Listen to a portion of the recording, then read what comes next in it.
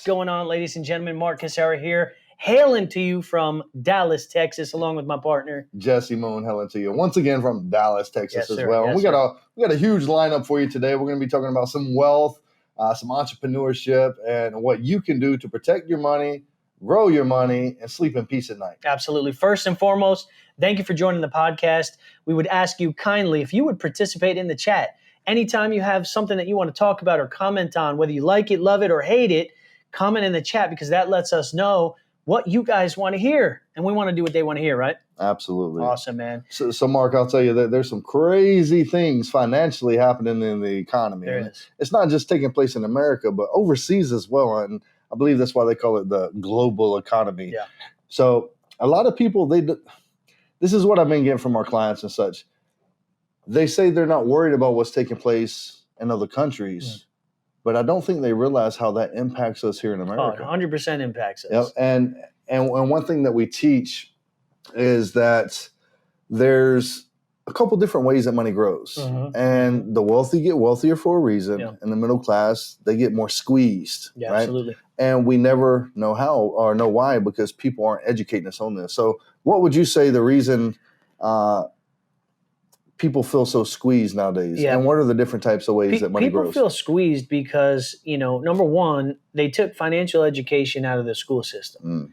And so they're not teaching our kids how to properly manage their funds or, this is a whole nother subject, but how to run a business, right? True. So let's just leave that on the side. But when it comes to money, there's three ways that money traditionally grows. Most people that we speak to only know the first two.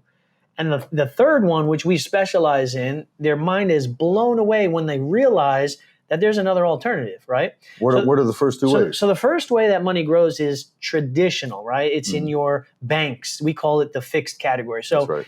in your bank, you have linear growth, if any growth, right? Your average bank account has nowadays, well, let me ask you, you got a couple bank accounts, right? Sure. Personal, business, joint. What does your bank account give you on an annual interest rate? Do you know? I would have to go check, but it's nothing to brag about. Nothing to brag about. The average in America is about 0.04 to 0.06% plus or minus. Maybe a good money market savings will give you 1 or 2%. Very rarely. As a matter of fact, I just opened up a business bank account at Chase. They gave me 0% interest in my checking and only like 0.03 in my savings. And I said to the lady, one of the branch managers, I said, ma'am, you realize what you're doing here? I said, you're ripping me off. You're taking your money, you're putting your top tier assets in bank-owned life insurance, and we'll get to that in a second, and you're only giving me the scraps. I said, how dare you? And she had no idea what I was talking about. Because at that level, I don't think they really truly understand the way that money works and with the banking system. So we have the fixed category, which is banks. Then we have the variable category. Now variable, you were in the military. Yep. You had something called a thrift savings plan. It's kind of like a 401k for civilians, Correct. sort of, right? Just the tax code. And so these variable accounts, you got your 401k, your IRAs, Roths, 529, 457s, all those different type of traditional retirement plans. You put money in an account, it gets invested in the stock market with an option to put some in bonds, but most people don't. They put it all in the stock market. And the reason why we call it variable is because it goes up, but what does it also do? It goes down. It goes down. Yep. And what's happening right now? It's going down. Do you know the average amount that people have lost over the last 6 to 12 months? Well, I'll tell you what my clients have lost. What are your clients saying? It's between 12 and 16%. Yes.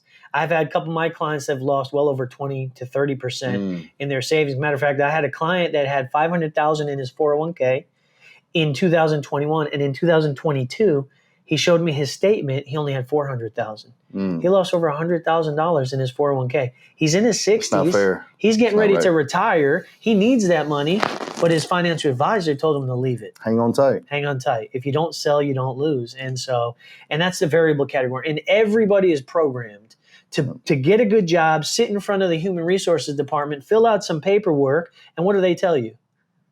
You want to start a 401k? You want to start saving money? And in your mind, you don't know any better, so you're like, yeah, let's go ahead and save for a good future, right? The problem is they're not financial advisors. They don't know what the heck they're talking about. They're not licensed professionals. They're just paper pushers, employees. And at the end of the day, people are putting money in a 401k most of the clients I meet with don't even know where their 401k is. Right. They don't even know how to access it. So that's the variable Same category. here. That's the variable Same category. here. So if we can't grow our money fast enough in the fixed category, we have the upside potential, but we have too much risk in the variable category. There's one last place that we can put our money. Where's that? That almost nobody knows about. Where's that? It's called the indexing strategy. So like an index fund? Not necessarily like an index fund, because that would still be in the variable side. You'd be investing if you were in an index fund. So an index strategy is more so what life insurance companies have developed over the last 30, 40 years to put people's money into an account that is pegged against the market but not invested in the market. So you're putting money away into what we call a cash value life insurance policy. It's a permanent policy. And you're putting money in there as much or as little as you want. There's no max minimum. You set it to what you're most comfortable with. But you can kind of use this similar to a retirement plan. However, there's a big misconception.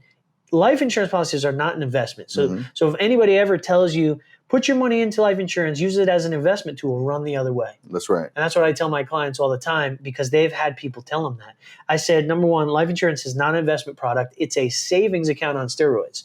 So we teach them to put their money in like an indexed universal life insurance policy. The money that grows in there is pegged against the market. It goes up when the market, you profit when the market goes up, but you never lose. Do you know why? Why? There's something called a 0% floor, and that 0% floor guarantees you never ever lose your money. Well, isn't that crazy? Well, they always told me don't put anything in that says they can't guarantee or that has guarantees in it. Correct. When it comes to investments, never do anything when somebody tells you they guarantee. So can my financial advisor guarantee that I'm never going to lose? Only in a life insurance policy. If your financial advisor is licensed as a professional life insurance agent or broker, he can say that. But my financial advisor says stay away from life insurance. Correct, because he loses money. Really? When he puts his clients in a life insurance product and he's not licensed, you hear that, folks? He's dropping money out of his pocket. Folks? Yeah, it's crazy. Run the other way. It's crazy. Most financial advisors, and we're not against financial advisors. No, absolutely Matter of fact, we want to work with them, not against them. Correct. Right? But most financial advisors will tell their clients, stay far away from cash value life insurance, get away from annuities, because they're not licensed to sell it. And they're taking money out of their pocket to put their client in the best financial possibilities. Gotcha. It's absolutely crazy. So some of my thoughts on that is, like you said, you hit the nail on the head when you said we're not against financial advisors. Like we want to work hand in hand with financial advisors. And if I have a client that has $500,000, let's just say in a mutual fund, my first question to them is, how much of that money do you want to keep and protect? Yeah.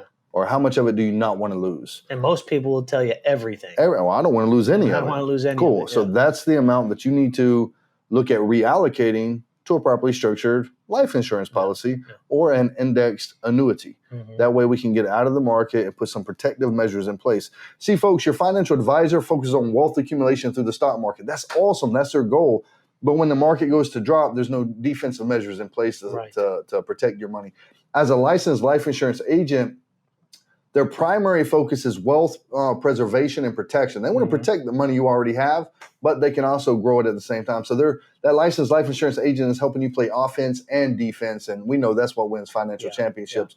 But your financial advisor can do some things that a licensed life insurance can't do, but a life insurance agent can also do some things that your licensed financial advisor can't do. Correct. So it's powerful when you unlock that knowledge and you truly know that there are options and alternatives to traditional ways of thinking, because we've been programmed ever since we were little. Get a good job, go to school, get a good job, retire after 40 years on 40% of your income, and people are still living paycheck to paycheck or not even be able to survive. Well, how many people are living paycheck to paycheck today on 100% of their income? Oh yeah, almost everybody. They even 79%. They almost did it 79%. Wow. So they did a study that people making $250K or more are still living paycheck to paycheck right now. Listen, back when I was a kid, I'm not going to date myself. I'm not going to tell you how old I am. You can tell by the gray hair. When I was a kid, making $100,000 was like a dream. Absolutely. People were making $100,000. You were like, those guys are rich. Yeah. Nowadays, $100,000 is minimum wage. Driving the Crown Victorias. Minimum wage. They had a full-size van. Yeah, a full-size van. Exactly. With the curtains in it. My grandfather had a full-size Cadillac, man. One of those old school ones. But you used to think that those people were rich. Absolutely. And in today's economy, those people are broke. Yep. Crazy. That reminds me of in 1986, the number one book that was sold was called The Millionaire Next Door. I thought you were going to say the Bible, but okay. Yeah, that's the Bible. But it was The Millionaire Next Door. Right. And The Millionaire Next Door was the college graduate. Yeah. Lived in a white house with a white picket fence. The tire swing looked like he was on Forrest Gump. Mm-hmm. And that was the American dream. And in 1987, Robert Kiyosaki, the author of Rich Dad, Poor Dad, shaked it up a little bit, and he released the book Rich Dad, Poor Dad. What a good book, by the way. His rich dad was the entrepreneur. His poor dad was the college professor. So he had some choices to make on did he want to be rich or poor? And now the millionaire next door is the broke guy next door. So true. So true. Such a good book. There's so many lessons you can learn out of Robert Kiyosaki's book, Rich Dad, Poor Dad. Matter of fact, we got some mentorship from him. Yes. That was a pretty cool experience. It was. To meet him, to see really inside his brain. But he tells it out. He really tells it how it is. And maybe we can do a whole podcast breaking down some of the key principles in Rich Dad, Poor Dad, which I think the audience would get a lot of value at. Absolutely, they will. And I'll tell you, there was a couple things that Robert Kiyosaki, he told us he gave us 20 steps to capitalize in a down market, right, to position ourselves to make millions during this upcoming recession. Mm-hmm. And some of the key things that I took away from that is, one, you got to cut the fat out of your life. What does that mean? Obviously, does that mean like, working out? We can all cut this type of fat out of our life. But what he's talking about cut out the naysayers, the negative people, the toxic people in your life that's telling you you're not good enough, that's telling you that it's impossible, it's too tough. It's the people with the limited mindsets and the limited self-belief that they're trying to impose that and put that spotlight on you. That's good. So he's saying you got to cut them out of your life. Now, I understand that some of them are friends and family, people you love, people you look up to, and you can't control their thought process. But you have to kind of separate yourself a little bit, put them on the back burner. If you talk to them every day, talk to them once per week. Okay. Love them from a distance. Correct. Got you. Because you have to create a power circle, and you got to keep that power circle tight. To get in that circle, there's got to be high standards, high expectations if you're growing. And that goes back to what we were talking about on one of our previous podcasts about the 3 things that will change your life. And that was the books that you read, the people you surround yourself with. That's an inner circle. And the events right? you attend. And the events that you attend. So you got to cut the fat out of your life. And that's good.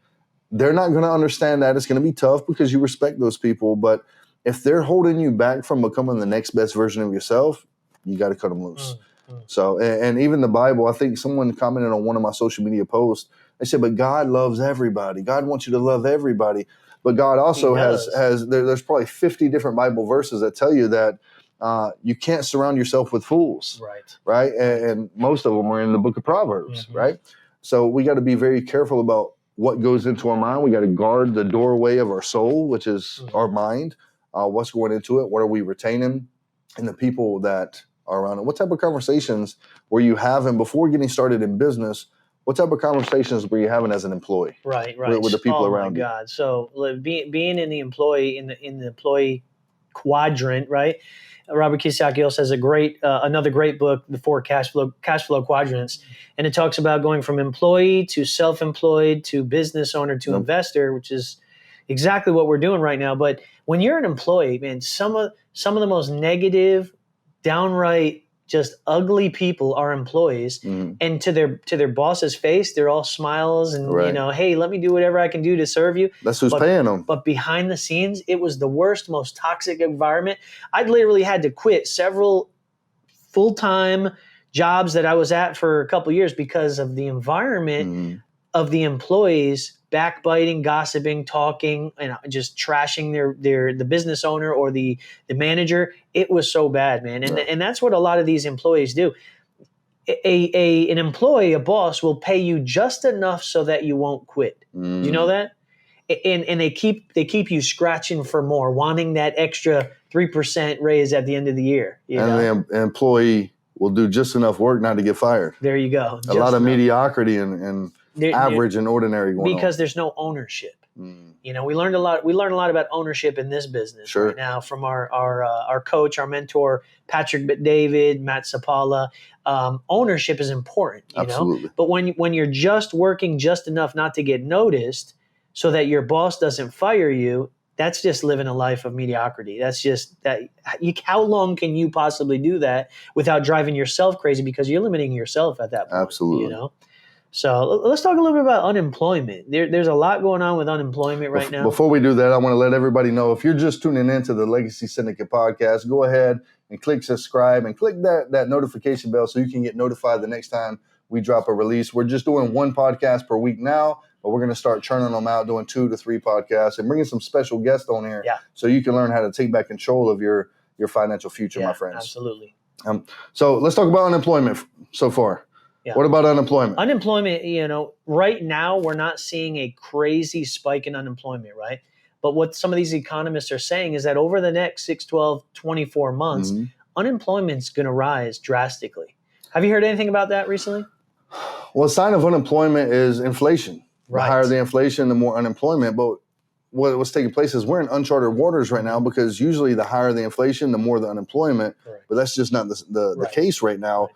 But one thing I will tell you, what I see is, I don't think, because if I log into Yahoo Hot Jobs or LinkedIn Jobs or Facebook Marketplace, but Facebook Jobs, there's a whole plethora of jobs. Sure. It's just nobody wants to work the jobs anymore. Nobody wants to go in and work. And they're getting paid more on unemployment than they are at their job. So they're just sitting at home collecting a check, and I don't know. You know what caused that? During COVID, when people got laid off, they got furloughed, they got sent home to work. When employers tried bringing them back into the office, a lot of people just outright refused. Yep. And what they would do is they would go job hopping for the highest pay. And because people were in such demand at that point, companies were willing to pay top dollar even for mediocre talent. And so what happened is, a lot of these businesses right now stocked up on a lot of employees. But now, you just said before about cutting the fat, a lot of these businesses are cutting the fat right now, and they're starting to get rid of a lot of their employees. Correct. Because remember, it's just a job. Right. It means it's temporary. They're filling a temporary solution with a job. And that means they can get rid of you before your obituary hits the newspaper in the morning. We've seen it so much, even with clients that have worked 30 plus years for a company. Remember one of those clients, he worked for Marriott. He worked 30 plus years, and what happened? Oh, just to let you know, I talked to that same client last week. Marriott's trying to hire him back. Oh my gosh. Wow. That's wild. That's wild. Well, they let him go like he was just like a dead fly, man. It's crazy. Dropped him like a bad habit. And so he was kind of screwed for a while, right? We had to adjust some of his finances, help him out a little bit. So he's trying to they're trying to get him back. That's wild. But a lot of these big businesses right now are cutting the fat. They're starting to drill down, because at the end of the day, their board and their investors want to see more. They want to see their money working for them a little better, right? So more employees means. I'm glad you said that. As a corporate employer, what is your responsibility? Who do you have to keep happy? The employees? The investors, the stockholders, the shareholders. You have to keep the shareholders. Yeah. And what comes out every 90 days? A quarterly report, quarterly financial report. Yep. So if the company knows that it's going to not have enough revenue to show high quarterly earnings, what do? They're going to cut the fat. They cut the fat. They get rid of the employees, use their salary as showing as profit to keep the shareholders happy. Because at the end of the day, then they'll hire them right back. Employees are not the most profitable asset in the business, right? They're the biggest liability. They're a dime a dozen. And so when they cut employees, they put their pay back on the books. Correct. And that's how they're able to satisfy those people. And I think we're going through a big squeeze right now. There's something called that tight squeeze. It's an employment squeeze. But one of the things that I thought was super, super interesting when I was doing some research about unemployment, did you know that the Great Depression was caused? The Great Depression in 1929 was caused. One of the main causes was not that the stock market crashed. It's that there was a exponential increase in unemployment, and unemployment was the thing that kicked off the Great Depression. Did you know that? That was like eye-opening. Unemployment, yeah, because people couldn't find jobs. But the reason they couldn't find jobs is because, number one, their retirement got wiped out. So that because they didn't have enough money to go buy goods and services, the companies that were offering those goods and services had to let go more employees. And it was like this vicious cycle that took place. And it happened for many, many, many years. That's wild when I first learned about that. So if we have unemployment goes too high in this next 12 to 24 months, there's some crazy things that could take place in our economy. Absolutely. Absolutely wild. And I'm telling you, it's something that Biden is really pressing on right now is something I did a video on, 6-7 years ago on why we were going to have a recession. And something most people don't pay attention to is called stock buybacks. And that's where the employer is buying more and more of their own stock to pump it up. Right. And what we teach our clients, because if you look at your 401k, and you look at where your money is sitting, it's typically in your company's stocks. Right. So if that company goes down, you lose all your retirement, my friends. So what's typically happened is, let's say I hire you as the CEO of my company, and I'm going to pay you $5 million. Are you going to want $5 million just cash in your account and be taxed as ordinary income? No, because I'd get taxed like crazy. Correct. Yeah. So I would pay you $1 million and an ordinary income, and then I would give you 4 million shares of our $1 per share stock. Your goal as the CEO that quarter is to assemble the right team to pump that stock up to $5. What did you just do? Got you. I increased my. You went from 4 million to 9 million. 9 million, yeah. And then what do you do after that? You sell it. You sell it, right? You sell it. You make out. Now you're not paying ordinary income tax. You're paying capital gains. Paying capital gains tax, which is 20%. That's smart. Then who's the primary losers? Secrets of the wealthy. Who's the primary losers? Primary losers in the end of the day is who? The employees who have their money in the company stock. Right, because the stock goes down. Correct. Once he sells millions of dollars worth of his shares. Correct. Yeah. So he or she that controls your money controls you and the decisions that you make in your life. That's good. So they're sitting here playing with your hard-earned money, and your retirement in a 401k or another qualified plan is crossing your fingers, down on your knees, hoping, wishing, and praying there's enough money in there at the age of 65 or whatever date you choose to retire, my friends. That's good. Yeah. So it's all about taking control back, but learning the principles of the bank. Yeah. That's wild. That's good stuff, man. It's good stuff. So, guys, if you haven't done so up until this point, please go ahead and smash that subscribe, like, and make sure you go ahead and share this video on your social media platforms. We're going to be featured exclusively on YouTube. And then a week after the podcast airs, we're going to put it on Spotify, so you can check it on Spotify. Listen to it while you're on your ride to work, while you're on your commute, while you're hanging out with your family. And if you ever want to get in touch with us, you can reach us. Where can I find you on social media? The Real Jesse Moon. That's it. The Real Jesse Moon. Real Jesse Moon. The Real Jesse Moon. And my handle is money.smarts on most platforms. And yeah, it's good stuff. That's it. That's it, man. So one thing I want to tell you guys before we hop off here, it's a short episode today, but we'll make it up to you, I promise you. One thing I want to talk to you about real quick is taking back control of your money. A lot of articles are coming out with some of the top economists stating that the real estate market is about to drop. The stock market is due to drop another 15 to 25% before year end. But guys, I urge you to start doing your own due diligence. Stop just thinking everything is what they tell you. Start challenging the status quo and go out there and get some research, guys. And pay attention to our personal pages as we educate.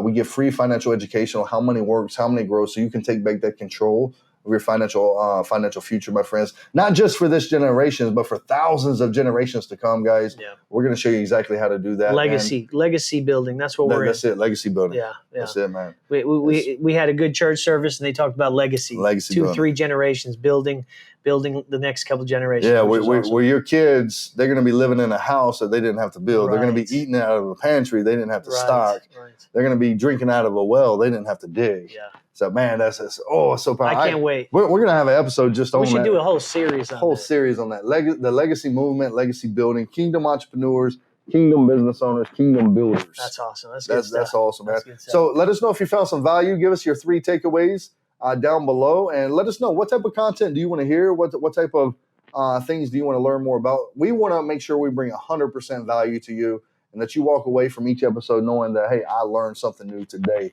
I moved the needle forward to become the next best version of myself. But with that being said, Mark, any closing words? Until the next time, we'll see you on the other side. That's Appreciate it. you, brother. I appreciate you as well, brother, man.